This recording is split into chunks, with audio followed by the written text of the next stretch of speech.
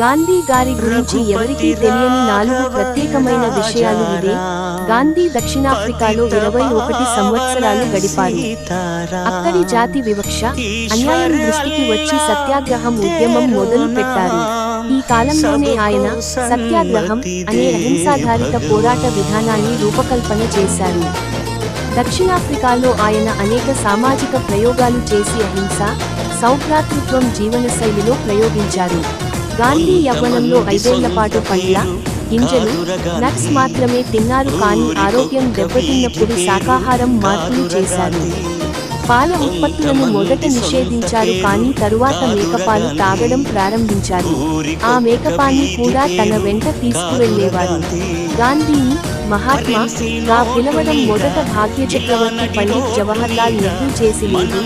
కానీ వాస్తవానికి ఆయనను మహిళలు రైతులు మొదట మట్టి సత్యాగ్రహంలో